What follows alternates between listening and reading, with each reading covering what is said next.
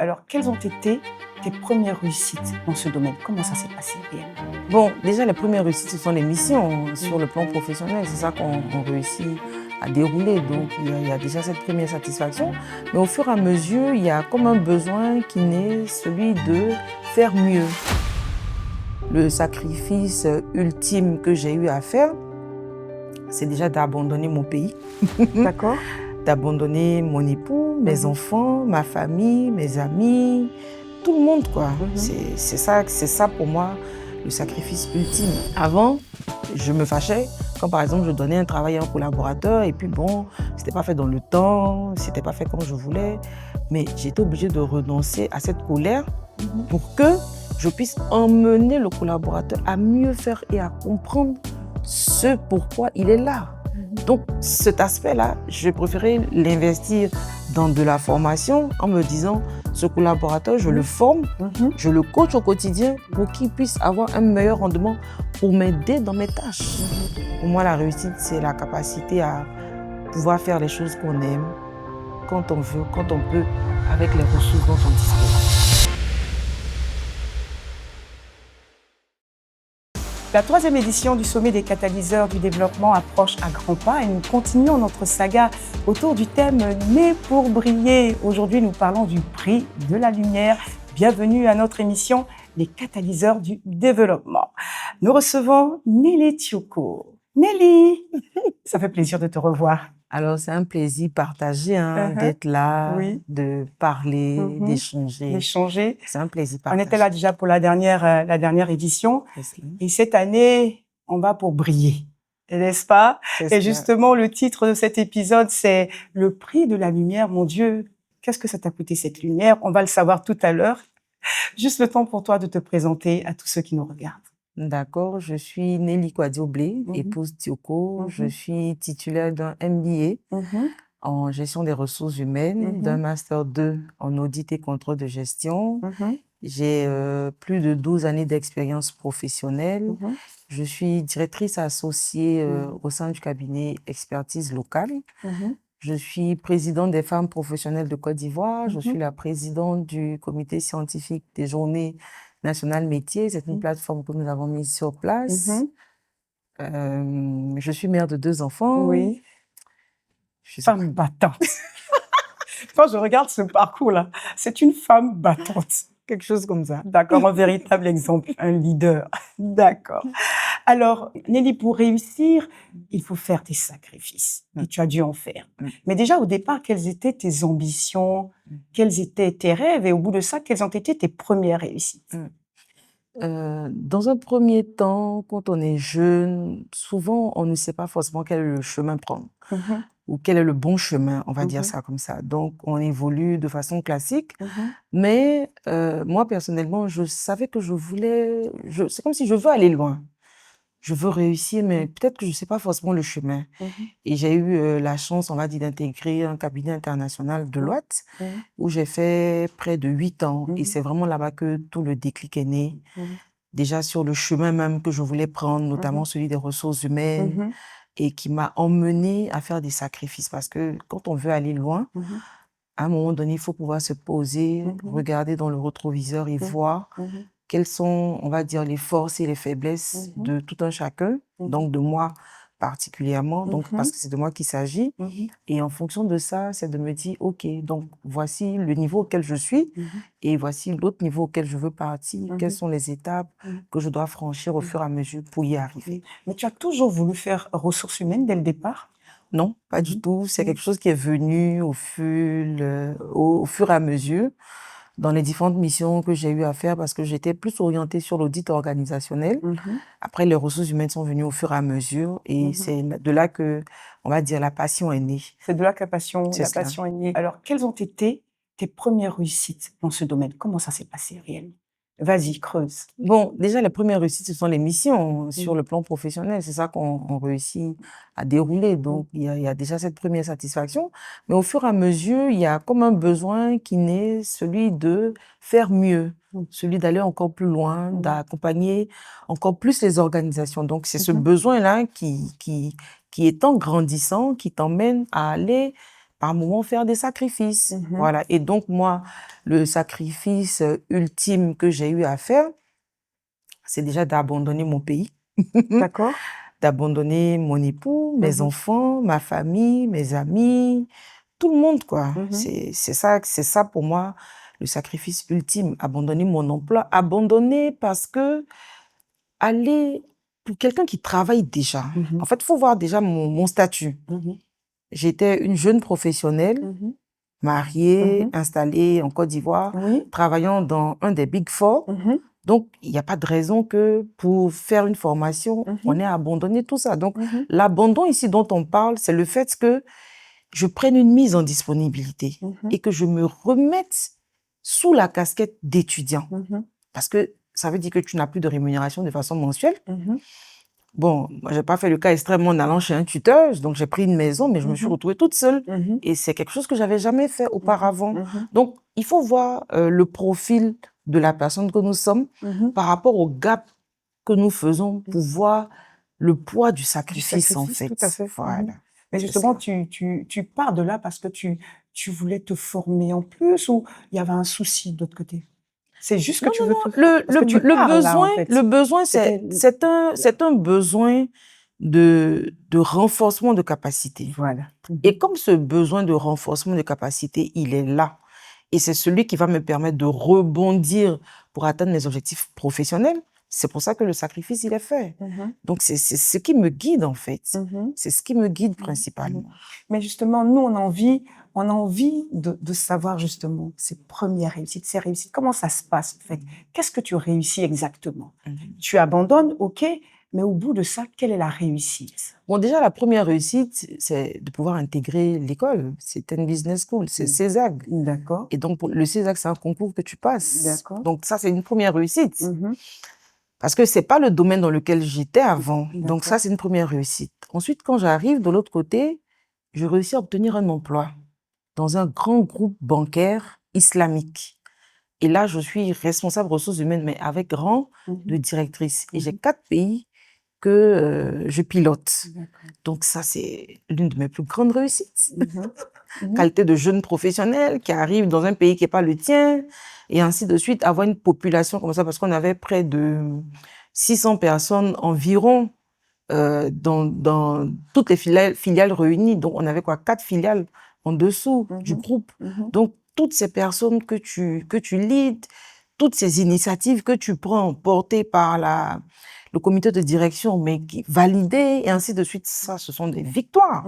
Voilà, c'est même pas des réussites, c'est des victoires, en fait. Ce sont des victoires. D'accord. Alors, une fois que tu pars du Sénégal, c'est ça, tu as un retour. Alors on continue, on a envie de savoir. Oui, faut creuser parce que nous, on veut savoir ces réussites qui proviennent justement de ce sacrifice. Donc, vas-y, creuse et dis-nous. D'accord, tu arrives au Sénégal, on a cette première victoire, mais après on revient. Oui, justement, mais il faut comprendre que quand je pars à Dakar, je n'imaginais même pas la dimension à laquelle j'allais être confrontée. Parce que je partais avec la casquette d'étudiante. Pour faire mon MBA en GRH. Pour moi, je faisais mon MBA, je finissais, je revenais. Donc déjà, tout le parcours avec toute la dimension, et même en termes de positionnement dans l'école, mais j'étais pas vue comme une simple étudiante. J'étais vue autrement par la direction générale de l'école. Et ensuite, quand je finis le CESAG, je décide de revenir en Côte d'Ivoire parce que après les questions c'est trop compliqué. Tout à fait. Donc je décide de revenir en Côte d'Ivoire, mais là encore je fais profil bas parce que je reviens dans le cabinet dans lequel j'étais. Où tu étais. Où j'étais. D'accord. Et je vous épargne tout ce qu'il peut y avoir comme retour dans un pays parce que bon, tu laisses une position, tu reviens. Il y a plein de choses. Tu ne gardes pas la même position. Je ne garde pas la même position. C'est un peu un retour à la case départ entre griffes. Pas la case départ, mais par rapport à l'expérience acquise, quand même, le niveau n'était pas top. Donc, comment tu fais? Tu restes quand même? Non, je reste quand même parce qu'il y a des réalités du marché aussi dont il faut en tenir compte. Donc, je reste quand même. Je fais 1 an et puis après, je pars. Et quand je pars, je vais vivre une très belle expérience dans une structure étatique que je peux dire, j'ai accompagné dans la structuration. Donc, on a mis tout le dispositif RH en place, on a mis toute la direction, on a recruté des pharmaciens, on a mis tout le dispositif en place. Et ça, c'était une belle victoire aussi, parce que partir de rien et venir mettre tout le dispositif étatique là en place, c'était quelque chose de très intéressant. Et quand je finis ça, j'avais, on va dire, un ancien partenaire avec lequel j'ai toujours travaillé, qui est Expertise Locale, qui me dit, bon, OK, c'est vrai que tu as fait pour les autres. Bon, nous, on pense que c'est le moment aussi de te joindre à nous pour nous accompagner, à nous développer, et ainsi de suite. Donc, quand je rejoins Expertise Locale, je suis d'abord directrice développement, formation. Et après, on décide de prendre le pari en créant l'entreprise Expertise Locale, qui est dans le groupe Expertise Locale. Donc, toute cette structuration, les équipes qu'il faut piloter, les procédures qu'il faut mettre en place, c'est des chantiers, mais inimaginables. J'imagine. C'est des chantiers et c'est vraiment ma passion que je vis. C'est vraiment ma passion que je vis. Et pour moi, chaque étape franchie constitue une victoire. Quoi qu'il y ait des difficultés, quoi qu'il y ait des couacs, quoi qu'il y ait des contradictions, mais à chaque fois qu'on réussit à passer un cap, pour moi, c'est une victoire qu'on réussit à franchir parce que c'est le nom du groupe, on a réussi à ouvrir à l'international, on a réussi à recruter d'autres collaborateurs d'un certain niveau qui nous ont rejoints, qui nous ont fait confiance. Donc pour moi, ça constitue des victoires. Et derrière les sacrifices, c'est la famille, c'est, je dirais pas la santé, mais c'est l'engagement physique même. Oui, l'engagement, tout à fait. Parce que en termes de gestion des heures, tu travailles à pas d'heures, tu travailles tout le temps, le week-end. Parce qu'on a nos activités à l'intérieur du pays, donc tu es tout le temps sur la route, ce genre de choses. Et il y a beaucoup de déplacements que ça implique. Donc tout ça, c'est vrai que bon, le bon côté que tu connais. Là, non? Voilà. Il y a ce bon côté. Mais ce sont des sacrifices. C'est quand même des sacrifices. Qui peuvent impacter la famille même. Totalement. Mais par la grâce de Dieu, ça s'est bien passé. Alors, je voudrais revenir justement sur ce titre, le prix de la lumière, le prix de la lumière qui parle de prix, parle de sacrifice. Est-ce que tu crois justement que avant l'épisode du Sénégal, donc avant ce gros sacrifice, la lumière était, on ne peut plus cacher? Oui, mais il faut toujours quelque chose qui déclenche. La vie, c'est tout un processus, c'est tout un parcours. Quand on est étudiant, on est confronté à des difficultés d'étudiant. Donc, quand bien même on fait des sacrifices parce que on dort pas tôt, on révise, ce genre de choses, c'est quand même des sacrifices. Aujourd'hui, on peut se dire, oui, ce que j'ai fait dans le passé, c'était des sacrifices, mais comparé à telle autre réussite, ainsi de suite, c'est peut-être des sacrifices minimes. Mais n'en demeure pas moins que c'est quand même des sacrifices. Deloitte a été ma première, a été ma première vraie expérience professionnelle. Mais avant ça, j'avais déjà fait des stages dans des entreprises, donc je savais un peu la vie professionnelle, mais les vraies implications, les difficultés, je t'épargne tous les détails. Alors, Nelly, mais toujours est-il que chaque étape a fait ressortir un pan. J'ai envie de dire peut-être un pan, une étincelle de cette lumière, n'est-ce pas?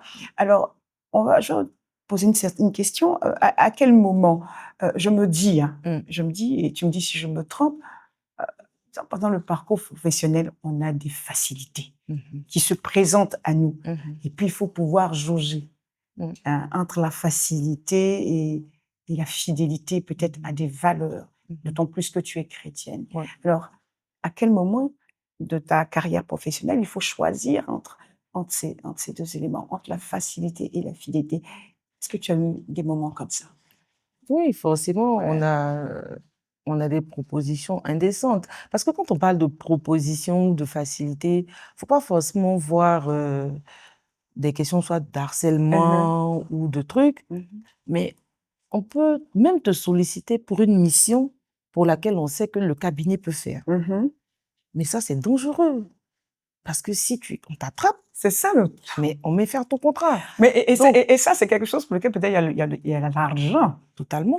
Parce que si c'est une mission qui est détournée, donc si c'est une mission qui coûterait peut-être 30 millions, le client pourrait te payer 20 millions.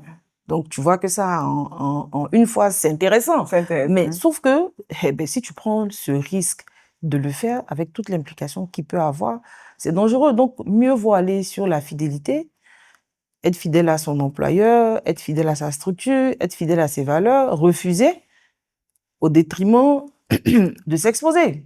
Donc, forcément, on est confronté à ce genre de propositions et puis bon, après, tous les autres aspects. Mais c'est vraiment ta capacité à dire non.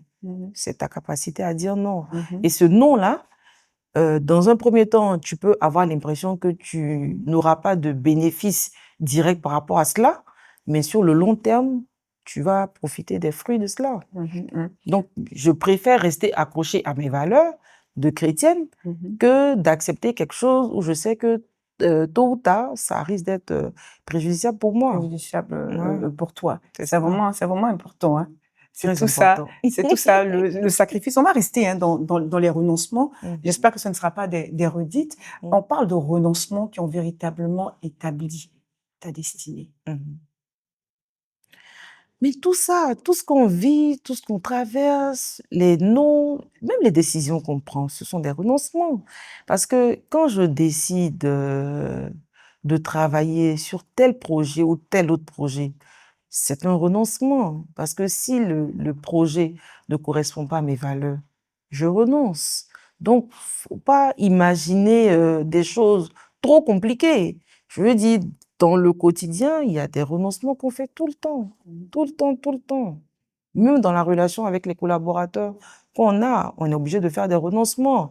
Moi, par exemple, avant, je me fâchais quand, par exemple, je donnais un travail à un collaborateur et puis bon, c'était pas fait dans le temps, c'était pas fait comme je voulais, mais j'étais obligée de renoncer à cette colère pour que je puisse emmener le collaborateur à mieux faire et à comprendre ce pourquoi il est là. Donc, cet aspect-là, je préférais l'investir dans de la formation en me disant, ce collaborateur, je le forme, je le coach au quotidien pour qu'il puisse avoir un meilleur rendement pour m'aider dans mes tâches. Donc, c'est un renoncement aussi. Bien sûr, voilà. Tout à fait. Renoncement, ça devient un peu comme une valeur de leadership, même. Bon, oui, c'est comme ça qu'on l'appelle. C'est ça. Mais pour nous, les chrétiens, c'est d'abord un renoncement. Oui. Tu renonces à de la colère parce que ça fait pas partie des fruits du Saint-Esprit. Donc, tu renonces à la colère, tu renonces au mensonge, tu renonces au vol. Bon, beaucoup de choses, en fait. Voilà. D'accord. Et est-ce qu'il t'est déjà arrivé, justement, de renoncer à certaines choses qui sont pas forcément négatives, qui concernent ton travail, mais qui auraient pu impacter ta famille ou ton couple par rapport à ton travail? J'imagine que tu as des heures de travail, tu as des missions, tu bouges beaucoup, Nelly. C'est cela. Là, pas forcément à l'intérieur du pays, à l'extérieur. Est-ce qu'il t'est arrivé des situations comme ça? Oui, mais comme je dis, moi déjà, je suis une passionnée de ce que je fais. Et le travail que je fais, je sens même pas que je travaille parce que c'est vraiment ma chose. C'est vraiment ma chose au sens propre du terme. Et donc, par exemple, pour la gestion de cet équilibre, ce que j'essaie de faire, c'est d'associer mon époux ou bien mes enfants en déplacement. Donc, je travaille et le soir, je suis avec eux. Quand on se déplace, donc, on essaie de faire d'une pierre plusieurs coups. Donc, par exemple, ça, ce sont on va dire des techniques que nous avons trouvées pour être ensemble et puis réduire un peu le temps de travail. Réduire le temps de travail et puis t'éviter de trop renoncer aussi. Exactement. Parce que quand on parle de destinée, c'est pas seulement par rapport à la réussite professionnelle. Il y a également cette réussite au niveau familial, au niveau du couple. Ça, d'accord. Alors, on va avancer. Nous parlons de réussite, justement. Est-ce que tu penses, justement, aujourd'hui, et je voudrais que tu le précises, ta réussite a un sens profond aujourd'hui, après tous ces sacrifices, après tous ces renoncements. Est-ce que tu penses que ta réussite aujourd'hui a un sens profond? Parce que d'aucuns peuvent dire que j'ai réussi parce que j'ai ceci, parce que j'ai tel matériel, parce que j'ai atteint un certain niveau professionnel, mais la réussite a un sens beaucoup plus profond, ça parle de sacrifice. Est-ce que tu peux le dire? Que toi, tu parles de réussite dans le sens propre, le sens profond du terme. Bon, pour moi, la réussite, c'est un processus justement sur lequel on est et on continue d'être. L'année dernière, j'ai encore la question, c'était, est-ce que tu as grandi? Tu te souviens? Grandi. Je dis non, j'ai grandi. Tu as grandi. Je sais de faire la nuance, j'ai grandi. Et je reste toujours sur ça. Pour moi, on peut devenir ministre. D'aucuns pourraient dire, elle a réussi. Mais est-ce que c'est ta réussite à toi? Moi, je pense pas. Moi, la réussite, je ne la lie pas au bien matériel. Tout à fait. Moi, pour moi, c'est pas ça la réussite. Pour moi, la réussite, c'est la capacité à pouvoir faire les choses qu'on aime, quand on veut, quand on peut, avec les ressources dont on dispose. Dont on dispose. C'est cela. Et c'est un processus à la réussite. Dans lequel on n'arrête pas de continuer à grandir. Tout à fait. Voilà, on n'arrête pas de continuer à grandir. Récemment, j'ai des choses que j'aime dire. Récemment, on était sur des options de voyage et je disais, moi, je veux voyager en business class. C'est comme ça que je m'inscris désormais. Donc, si j'ai pas les ressources pour je décale ma date de voyage, c'est tout. Tranquillement. Voilà.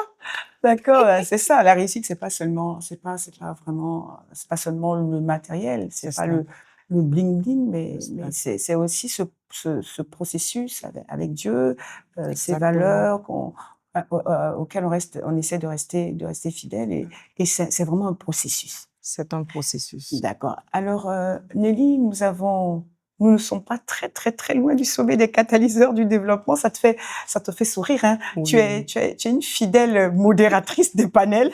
C'est cela. D'accord. Nous sommes bientôt à la 3e édition. Donne-nous un peu ton avis et surtout, très rapidement, l'impact que le sommet des catalyseurs a eu sur ta vie professionnelle, pourquoi pas, sur ta vie en général. Bien sûr. Moi, je pense que c'est un tellement beau concept parce qu'aujourd'hui, les chrétiens s'inscrivent un peu dans la facilité. Ils se disent, Dieu va faire, Dieu va faire. Mais quand bien même Dieu fait, Dieu s'appuie sur des sommes. Et le sommet des catalyseurs est cet espace-là où on révèle ce que Dieu a transformé et ce que Dieu a mis en lumière. Donc, pour moi, les chrétiens doivent s'accrocher. Tout le monde devrait venir au sommet des catalyseurs pour voir les réussites, pour que les gens comprennent que c'est vrai, on prie, mais si tu ne te lèves pas pour travailler sur un projet, si tu ne te lèves pas pour apprendre à parler devant un miroir, pour savoir comment s'exprimer avec aisance, comment ainsi de suite, pour se développer personnellement, le Seigneur va te donner toutes les grâces. C'est comme des talents. Il va partir, quand il va revenir, les talents n'auront pas fructifié. Et donc, pour moi, le sommet des catalyseurs, c'est vraiment, on va dire, cet incubateur dans lequel on se met pour voir des personnes qui ont grandi, des réussites professionnelles que Dieu a bénies, qu'on peut regarder, qu'on peut tricher pour devenir aussi comme eux, comme ces personnes-là, pour être transformées. Et donc, moi, j'invite tout le monde, en tout cas, à être présent. Moi, j'y serai. Mais voilà, on a hâte de te retrouver. Comme modératrice, d'ailleurs. Comme modératrice. Donc, j'y serai. Et puis, vraiment, j'invite les chrétiens à s'associer à cet événement. Les chrétiens, être présents. Et les jeunes en général. Et les jeunes aussi. Même les travailleurs. Les travailleurs, les jeunes, les cadres, les chefs d'entreprise. Parce qu'ils se disent que non, mon patron me fait ci, mon patron me fait ça. Mais si tu viens au sommet des catalyseurs, tu vas entendre un autre message. Tu vas entendre un autre message. Tu vas recevoir des clés. C'est cela. D'accord. Alors, très rapidement, je vais te donner l'occasion de t'adresser à toutes ces personnes qui t'ont écouté par rapport au prix de la lumière. Regarde simplement cette caméra. Merci beaucoup pour cette opportunité. Je ne suis pas la mieux favorisée. Je ne suis pas celle qui a payé le plus lourd des prix.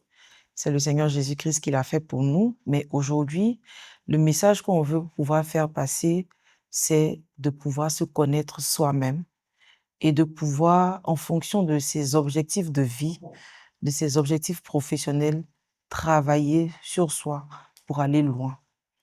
Notre objectif commun à tous, c'est d'aller au ciel, mais notre objectif sur terre, c'est de travailler à fructifier nos talents.